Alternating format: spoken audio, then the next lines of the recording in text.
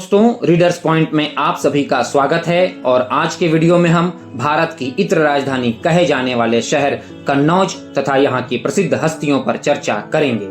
हिंदू साम्राज्य की राजधानी के रूप में प्रतिष्ठित रहा कन्नौज भारत की सबसे प्राचीन जगहों में से एक है, जिसका पौराणिक नाम कान्यकुब्ज या महोधी है। इसका उल्लेख रामायण में भी मिलता है। राजा अमावस्यु ने एक राज्य की स्थापना की, जिसकी राजधानी बाद में कान्यकुब्ज बनी। काम्पिल्य दक्षिण पांचाल की राजधानी थी और यहीं पर द्रौपदी का प्रसिद्ध स्वयंवर हुआ था। काशी युग के दौरान यहाँ कई ऐतिहासिक हथियार और उपकरण मिले थे। 6ठी शताब्दी में गुप्त साम्राज्य के पतन के बाद कन्नौज पर मौखरी राजवंश का शासन हो गया।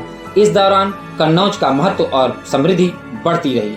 भारत के महान सम्राट हर्षवर्धन के शासन के दौरान यह क्षेत्र उत्तर भारत का सबसे बड़ा शहर और राज्य की राजधानी भी बन गया। इस दौरान यह शहर अपने चरम उत्कर्ष पर था और 30 महल थे यहाँ तथा सरकार का मुख्यालय भी था, पर बिना किसी उत्तराधिकारी के हर्ष की मृत्यु हो गई, जिसके परिणाम स्वरूप महाराजा यशोवर्मन ने कन्नौज की सत्ता हासिल की।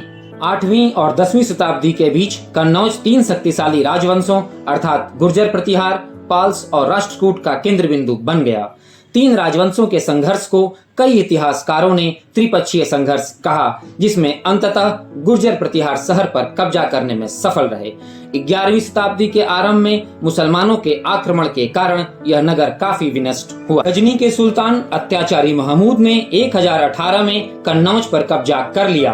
तत्पश्चात चंद्रदेव ने 1090 के आसपास कन्नौज को अपनी राजधानी बनाकर गढ़वाल राजवंश की स्थापना की। इनके पोते गोविंद चंद्र ने कन्नौज की समृद्धि को और आगे बढ़ाया। आक्रमणकारी मोहम्मद गोरी ने 1193 में यहाँ के राजा जयचंद को चंदवार युद्ध में मारकर क्षेत्र पर कब्जा कर लिया।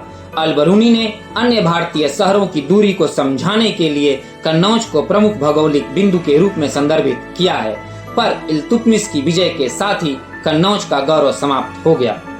शेर शाह सूरी ने 17 मई 1540 को कन्नौज के युद्ध में हुमायूं को हराया था। 1592 में कन्नौज मुजफ्फर हुसैन मिर्जा को दे दिया गया, लेकिन वह शराबी साबित हुआ और जल्द ही राज्य से वंचित हो गया। इसके बाद जहांगीर ने 1610 में बैरम के पुत्र अब्दुल रहीम को कन्नौज का शासन प्रदान किया। भारत में शुरुआती अंग्रेजी शासन के दौरान इस शहर को उनके द्वारा कैनोडज लिखा जाता था। जॉर्ज फॉस्टर ने इसे किन्नौज लिखकर और अलेक्जेंडर कनिंघम ने इसे कन्नौज लिखकर संबोधित किया। कन्नौज मुख्य रूप से सिद्धपीठ बाबा गौरीशंकर मंदिर एवं सिद्धपीठ मां फूलमती मंदिर के लिए जाना जाता है। इसके अलावा यहाँ अनेकों मंदिर हैं जो इसके छवि को और आकर्षित बनाते हैं। कन्नौज में 200 से अधिक इत्र भट्टियां हैं और यह इत्र, तंबाकू और गुलाब जल का बाजार केंद्र है।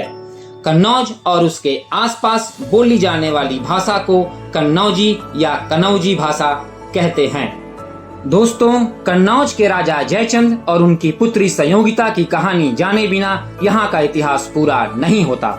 राजा जयचंद ने महान पृथ्वीराज चौहान से निजी शत्रुतावश भारत में इस्लामिक आक्रमणकारियों के लिए प्रवेश द्वार खोल दिया, जिसका शिकार अंततः वे खुद भी हो गए। संयोगिता ने जब पृथ्वीराज की वीरता की कथा सुनी, तब वह पृथ्वीराज के प्रेम पाश में बंध गई। जब जयचंद को संयोगिता के हृदयस्थ प्रेम का संज्ञान हुआ, तो वो अन्य राजा के साथ अपनी पुत्री का विवाह करने के लिए तत्पर हुआ।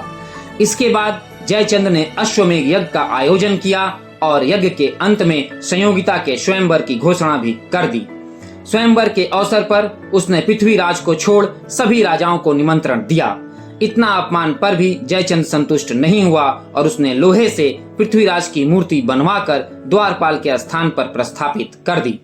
परंतु स्वयंवर के समय संयोगिता जब पृथ्वीराज की मूर्ति को ही वरमाला पहना रही थी, उसी समय पृथ्वीराज ने महल में प्रवेश किया और संयोगिता को घोड़े के ऊपर बिठाया और दिल्ली चले गए।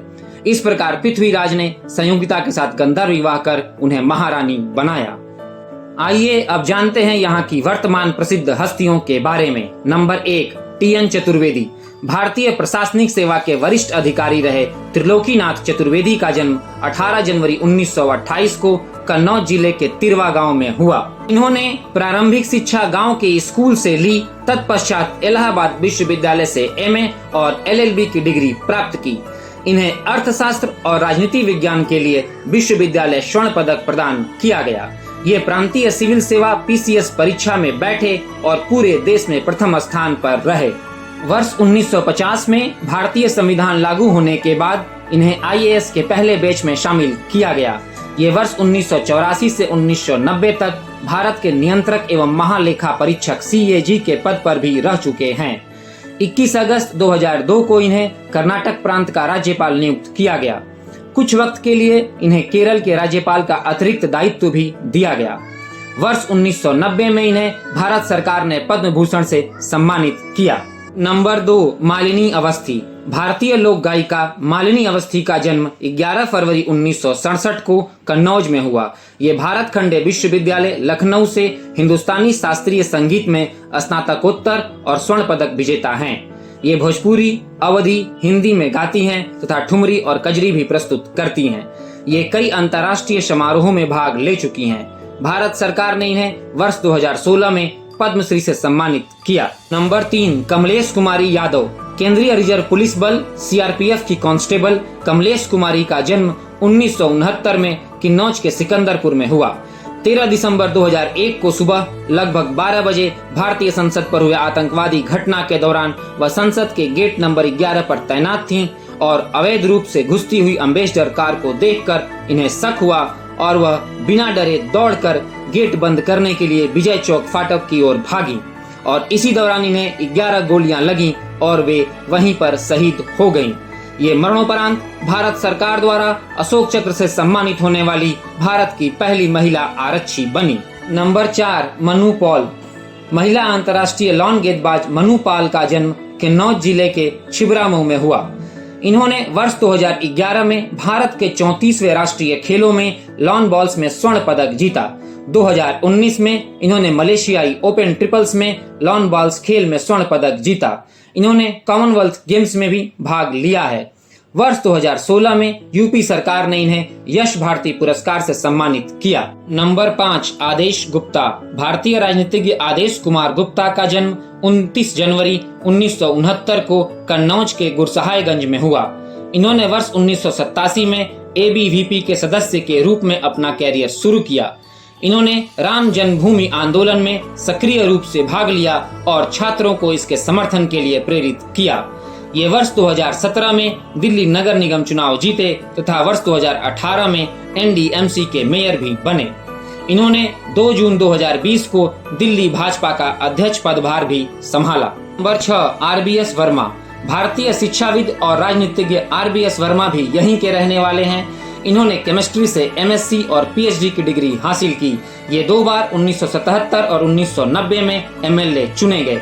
ये वर्ष 1994 से 2006 तक राज्यसभा के मेंबर भी रह चुके हैं। इसके अतिरिक्त भारतीय सिंगर, म्यूजिशियन और एक्टर रहे ईशु यादव भी यहाँ की प्रसिद्ध हस्तियों में शुमार हैं। दोस्तों, आज के वीडियो में बस इतना ही और बहुत जल्द हम किसी और जिले का संपूर्ण इतिहास लेकर प्रस्तुत होंगे। धन्यवाद।